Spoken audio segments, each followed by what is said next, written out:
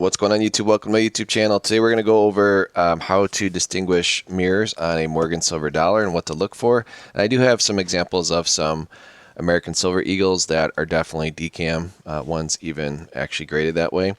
So there's a lot of misconceptions out there because a lot of people think like, oh, my Morgan has mirrors and it's worth a heck of a lot more. But there's definitely a fine line between actual mirrors and simulated mirrors, meaning someone has polished the coin or only one side of the coin has a mirror-like finish to it. So first we're going to start with just looking, and we're going to use 1878 San Francisco minted Morgan silver dollars as our example. So what you guys have to be aware of is anything minted by the San Francisco Mint, typically it is common to sometimes have mirrors on the actual fields of the coin. So I'm going to grab a little pointer here. And what you look for, you don't want any reflective surfaces on Liberty itself or the stars or the letters. You want the reflectiveness to be in the field. So the fields are all the flat surfaces in between the numbers, Liberty, the edge of the coin, and the stars. So you want reflectiveness in there. Now this is going to show a little bit of reflectiveness because I have that in this guardhouse mylar non-plasticized holder. So we're going to take the coin out and we're going to show it.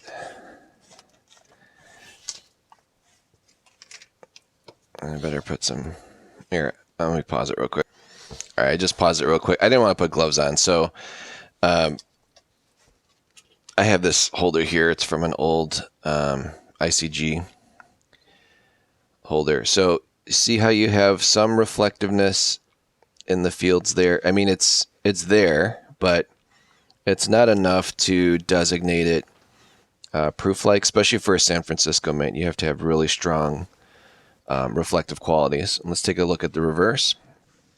So same thing with the obverse. You want to make sure your silver eagle, I shouldn't say your silver eagle, but your eagle is frosty. You don't want reflectiveness on the eagle itself, and you don't want any of the letters or the reading here. You don't want any of that to have reflectiveness. You just want the reflectiveness in the field. So this is a really beautiful example of a very nice, well-struck, deeply struck coin. And I'm not an expert in grading by any means, but this, what you look for just for normal grading is any hits on Liberty in the fields. This has a great eye appeal and there's not a lot of distracting areas. So I would say this has a really good chance of a mint state 64, possibly mint state 65, just on how well the coin is struck and how there's not a lot of rubbing. I mean, there are some marks. Those are from the old bank bags, how they stored these. But these are harder to find. So 1878, again, is the very first year. And this reverse is nearly perfect. There's a little bit of hits here in the field there. But the eagle doesn't have like, you know, a ding on the wing, or that's common too. There's like a hit across the chest of the eagle. Very, very well struck coin. So if this got a mint state 65, which who knows if it would or not, $400, mint state 66, probably $1,000 coin. It jumps up dramatically. I don't think it's mint state 66.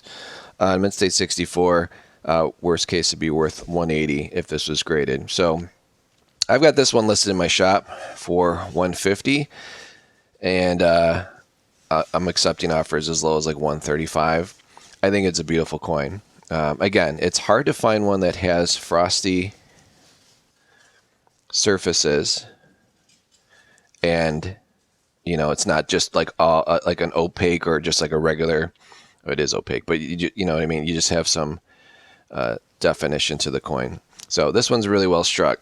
Now, this one here, I started with the reverse, and that's how I have this one on there, because this reverse is absolutely stunning. It's definitely deep mirror proof like, but just the reverse. So let me get this one in a holder, and then we'll compare it side by side. And again, we're going to educate you guys on what true deep mirror proof like is all about. Okay, so just like magic, I put this one in a holder, and this is what mirrors are all about. See how reflective? But you don't want the reflection coming off of the eagle. You just want it in the fields. And then I have a SD DuPont lighter here that has some like interesting patterns.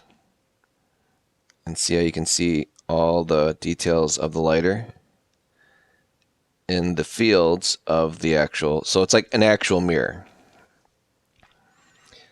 And it's really tough to take pictures to basically show someone this. So what I do when I'm doing photographs of the coin is I'll lay like a lighter or something with really cool patterns like this, and then I'll take a photo like this.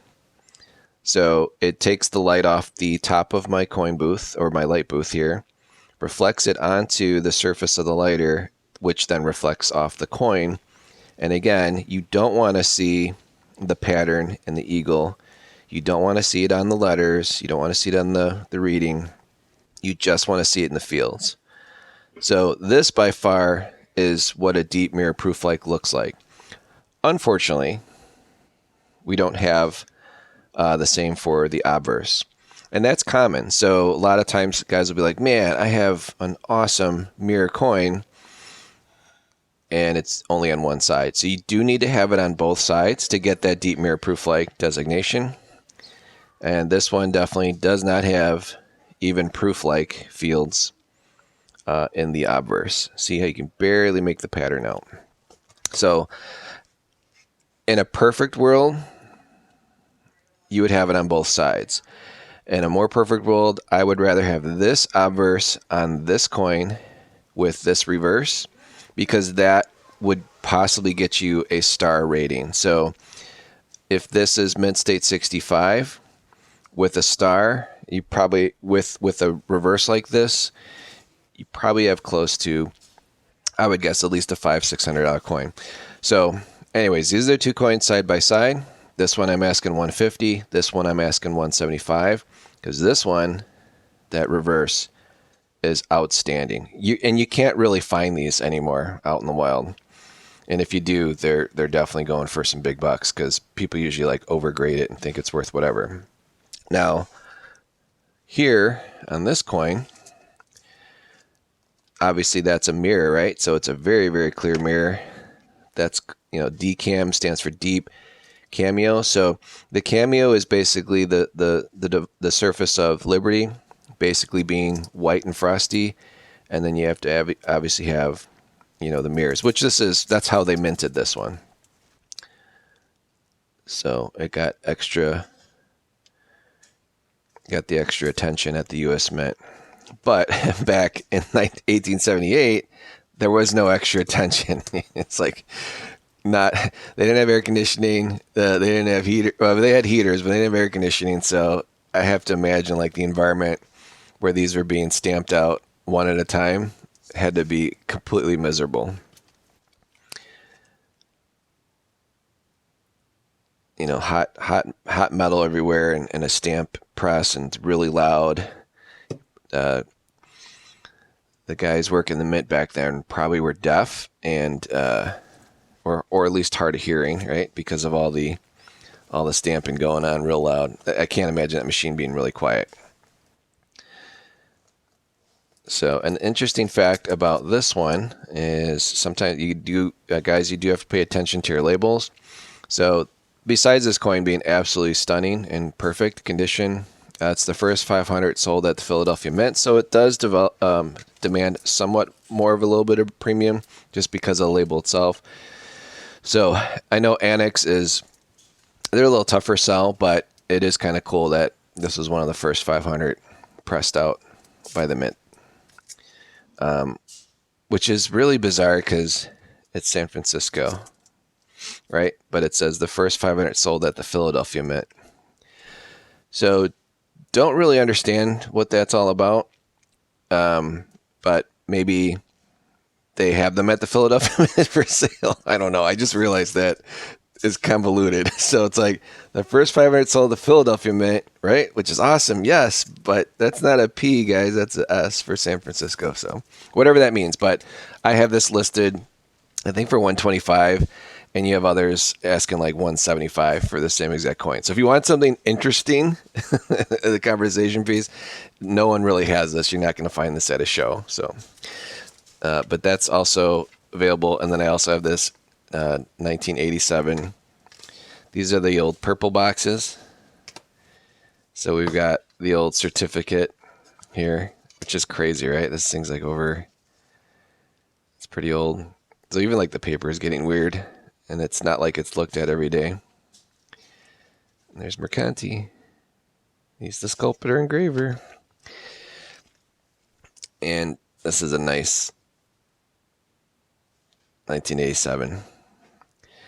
So this is also available in my shop, in my store, and I have it listed, I think, for like $70. I got a good deal on it, so I'm passing on the deal to someone else. But love these old purple boxes. So if you like anything in this video, the coins are available for sale. And hopefully this has taught you guys something. Now, if this did have the same looking obverse, so the front of the coin, even with the little dings and stuff on Liberty, that would be, and let's say it was a mint state 63, it's a huge, huge difference. It's like a $700 coin. But you have to have these mirrors on both sides, and obviously you have to have it professionally graded. But again, this reverse is so stunning. So that's how I will market my coins. I always like to show the better side of things. But if someone were to send this in to get graded, I mean, it'd probably come back mint state 63, maybe with a star. But it's just, sometimes people just want this in their collection because, again, it's really difficult to find that's not already slabbed and someone's not already asking $500, $600, $700 for it. So I think it's cool. So I believe another collector will also think it's cool. So as always, guys, I appreciate you guys watching my channel, and please make a like, share, and a subscribe, and let me know in the comments if you agree with my view here on coins themselves, and just stay away too. Like, so when you're listing something like this, I think it's not very fair to put DMPL or PL in the description of the listing. I just say it's mirrors or frosty. I will not put PL or DMPL, because then you're kind of, someone that's looking for a DMPL coin, or deep mirror proof light coin, or PL proof light coin, they're looking for something that's graded. So if you put that in your listing on eBay, it's kind of, you're not really supposed to do that. So please don't do that. But no one listens. They keep doing it. And some people do it on like highly polished, clean coins. It's super annoying. So you'll you'll actually be in the market to buy a proof light or a deep mirror proof light coin, a graded one, and then you'll get a bunch of listings with just a bunch of clean, polished coins. So, but I think this one definitely has deep mirror proof light and is very reflective, but unfortunately it's not on the inverse, but it never stops it from selling. These will sell really quickly, and the 1878s are harder to find. Again, that's not already sitting in a slab. So as always, guys, appreciate it, and I'll catch you guys in the next one.